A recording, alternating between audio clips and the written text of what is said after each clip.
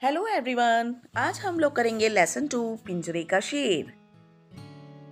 पुराने समय की बात है। तब भारत अनेक राज्यों में बटा हुआ था। इन्हीं राज्यों में मगध राज्य सबसे शक्तिशाली समझा जाता था। वहाँ के राजा का नाम महापद्मनंद था। एक दिन राज्यसभा लगी हुई थी। वातावरण विचित्र था। एक और कुछ व्यक्ति अलग खड़े थे। वे रोम देश के दूत थे। सभा भवन के बीचों बीच एक पिंजरा रखा हुआ था, जिसमें किसी धातु का बना हुआ एक शेर बंद था। यानी कि असली का शेर नहीं था, उसमें किसी धातु के बना हुआ शेर था। राज्यसभा में बैठे सभी लोग पिंजरे की ओर देख रहे थे। थोड़ी देर बाद सम्राट महापद्मनंद राज्यसभा में पधारे। उनके आते ही सारी सभा में चुप्पी छा गई। महामंत्री शकटार के संकेत पाकर विदेशी दूत ने आगे बढ़कर अपने राजा की ओर से लाए बहुमूल्य उपहार सम्राट को भेंट किए। राजदूत ने कहा, महाराज, हमारे सम्राट ने एक उपहार और भी आपके लिए भेजा है। उसने लोहे के पिंजरे की ओर संकेत करते हुए कहा, वह है शेर। हमने इस शेर को बंदी तो बना लिया है, पर कुछ बंधनों के कारण हम न पिंजरा खोल सकते हैं, न ही इसे काट सकते हैं। पिंजरे को खोले या तोड़े बगैर शेर को पिंजरे से बाहर निकालना है। ऐसा तो मगध के सम्राट के प्रताप से ही संभव है। यह सुनते ही सम्राट ने मुस्कुराकर पहले पिंजरे की ओर देखा और फिर महामंत्री की ओर। सम्राट का संकेत पाकर महामंत्री ने राज्यसभा में यह घोषणा की, सभा में बैठे सभी व्यक्ति इस पिंजरे को देखें और बिना पिंजरे खोले या तोड़े शेर को बाहर निकालें। सभा में बैठे बहुत से व्यक्ति तो पहले ही उस पिंजरे को देख चुके थे। अन्य लोगों ने भी आगे बढ़कर पिंजरे का निरीक्षण किया। फिर सभी व्यक्ति अपने अपने स्थान पर बैठ गए। सभा में बहुत देर तक फुसफुसाहट चलती रही, पर कोई भी व्यक्ति इस कार्य के लिए नहीं उठा। शेर को कौन बाहर निकाल सकता है? सहसा सम्राट ने गुस्से में कहा।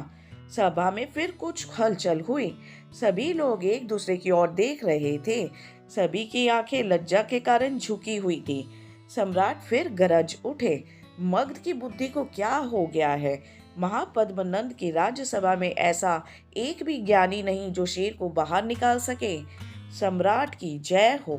सम्राट और राज्यसभा में बैठे सभी व्यक्ति की दृष्टि सम्राट की जय बोलने वाले 15-16 वर्ष के किशोर पर टिक गई।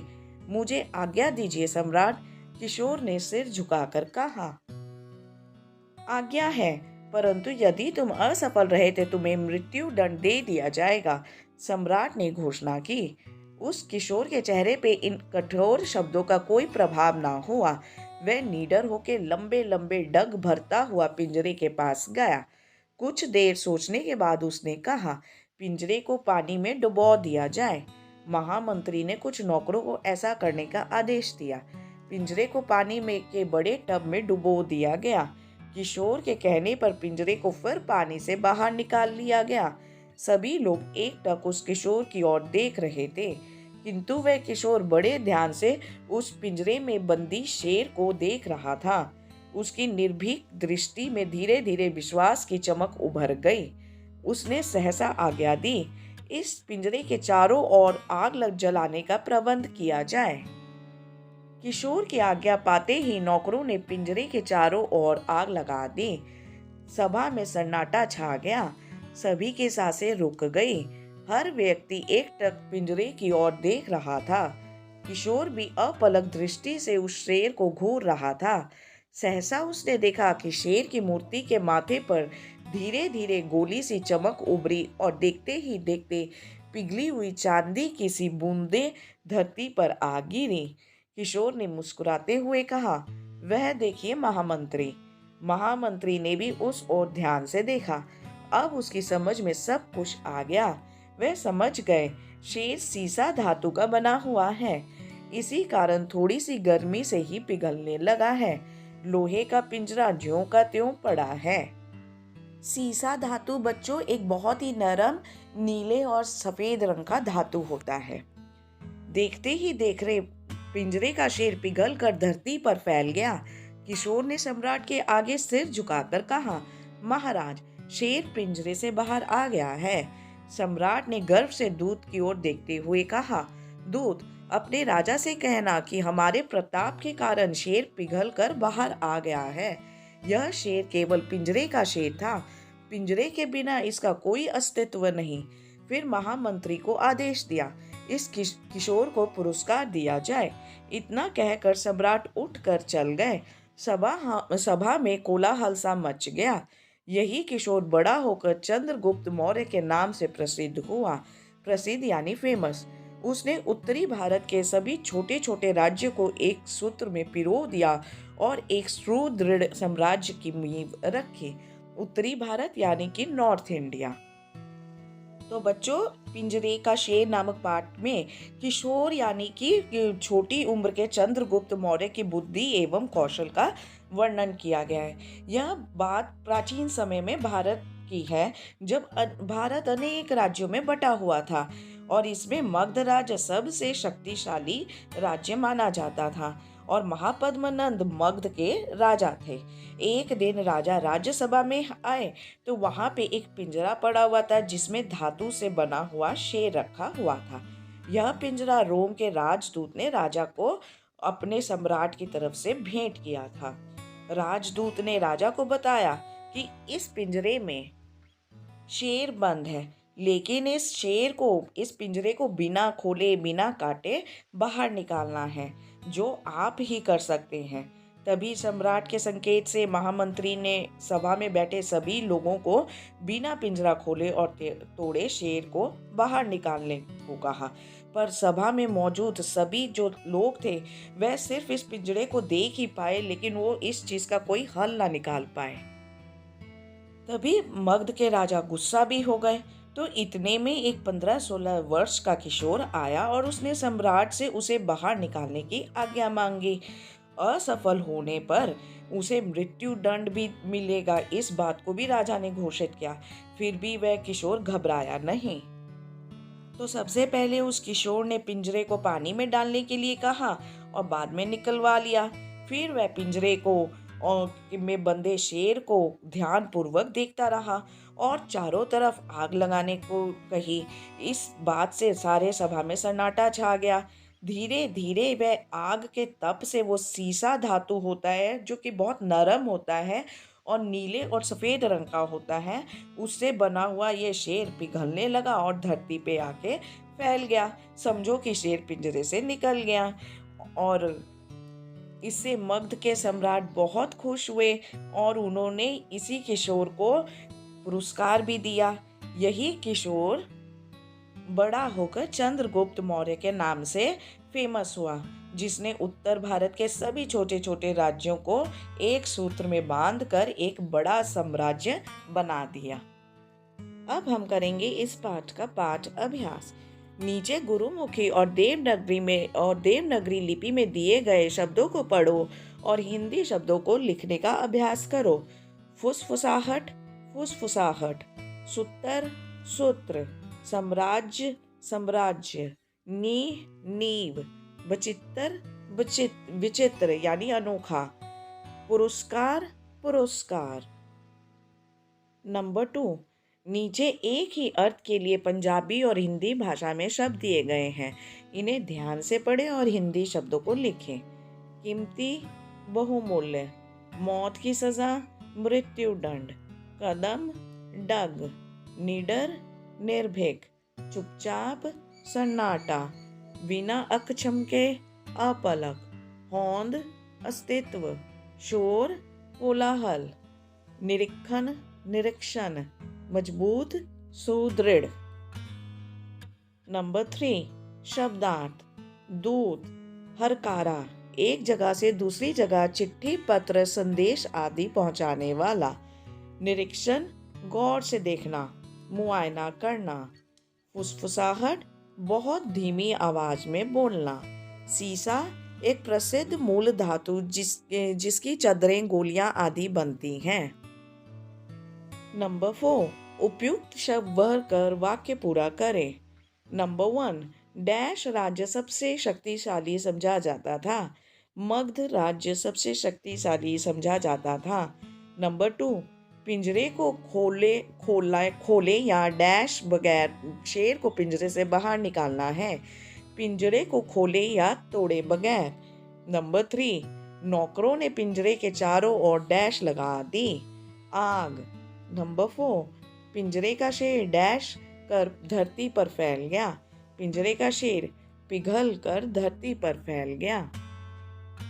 नंबर 5, इन प्रश्नों के उत्तर 1 या 2 वाक्यों में लिखो। क्वेश्चन नंबर 1, महापद्मनंद के दरबार में किस देश के दूत आए थे? आंसर, महापद्मनंद के दरबार में रोम देश के दूत आए थे। क्वेश्चन नंबर 2, रोम के राजदूत मगध के सम्राट के लिए क्या लाए? रोम के राजदूत मगध के सम्राट के लिए पिंजरे के शेर के रूप में बहुमूल्य उपहार लाए। क्वेश्चन नंबर 3, सम्राट महापद्मनंद के मंत्री का क्या नाम था? सम्राट महापद्मनंद के मंत्री का नाम शक्टार था। क्वेश्चन नंबर 4, शेर किस धातु का बना हुआ था? आंसर, शेर सीसा धातु का बना हुआ था। क्वेश्चन नंबर 5, शेर को पिंजरे से निकालने वाला किशोर बड़ा होकर किस नाम से प्रसिद्ध हुआ? आंसर, किशोर बड़ा होकर चंद्रगुप्त मौर्य के नाम से प्रसिद्ध हुआ। क्वेश्चन नंबर 6, पिंजरा किस धातु से बना था? आंसर, पिंजरा लोहा धातु से बना था। अब हम करेंगे नंबर 6, इन प्रश्नों के उत्तर 4-5 वाक्यों में लिखो। क्वेश्चन नंबर 1, रोम के राजदूत ने पिंजरे के शेर को बाहर निकालने की क्या शर्तें बताई? उत्तर, रोम के राजदूत ने पिंजरे के शेर को बाहर निकालने के लिए यह शर्तें बताई। पिंजरे को ना तो खोलना है और ना ही उसे कहीं से भी काटना है। पिंजरे को खोले या तोड़े बिना ही शेर को पिंजरे से बाहर निकालना है। क्वेश्चन नंबर 2, पिंजरे के शेर के चारों ओर आग लगती देख सभा में सन्नाटा क्यों छा गया? आंसर, सभा के लोग किशोर द्वारा पिंजरे में से शेर को बाहर निकालने की युक्ति को बड़े ध्यान से देख रहे थे। वह शेर के बाहर आने का इंतजार कर रहे थे। पिंजरे के शेर के चारों तरफ आग लगती देखकर सभा में सन्नाटा छा गया। क्वेश्चन नंबर 3, चंद्रगुप्त ने पिंजरे के शेर को कैसे बाहर निकाला? आंसर, चंद्रगुप्त ने पिंजरे के शेर को पहले तो पानी में डुबोया और फिर उसने पिंजरे के चारों तरफ आग लगवा दी।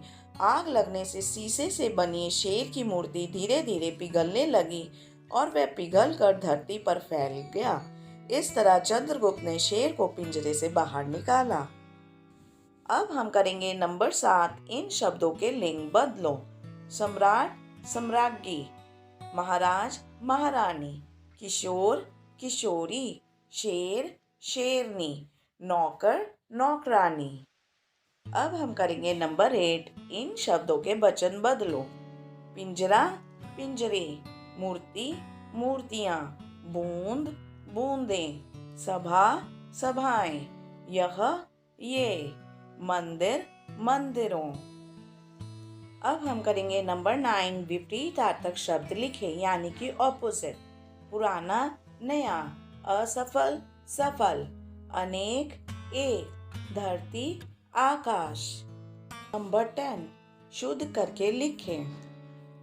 शक्तिशाली, घोषणा, सुदृढ़, बहुमूल्य, पुरस्कार और मृत्यु। इसमें आपको इन वर्ड्स के स्पेलिंग में करेक्शन करना है। अब हम करेंगे नंबर 11, उचित विराम चिन्ह लगाएं। विराम चिन्ह होते हैं जैसे कि कॉमा, उसके बाद इन्वर्टेड कॉमा, ओपन, इस तरह चिन्हों को हम कहते हैं विराम चिन्ह। क्वेश्चन मार्क, पूर्ण विराम। नंबर 1, किशोर ने मुस्कुराते हुए कहा। कहा के बाद कॉमा और फिर इन्वर्टेड कॉमा, ओपन। वह देखिए महामंत्री, विराम चिन्ह और फिर इन्वर्टेड कॉमा, क्लोज। नंबर 2, शेर को कौन बाहर निकाल सकता है? Inverted comma, open, question mark, inverted comma, close.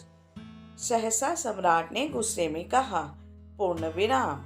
किशोर ने सिर झुकाकर कहा, कॉमा, इन्वर्टेड कॉमा, ओपन, महाराज शेर पिंजरे से बाहर आ गया। पूर्ण विराम और double inverted comma close. Number 12, प्रत्येक शब्द के आगे लिखो और यह कौन सी संज्ञा है। शब्द है और ये संज्ञा।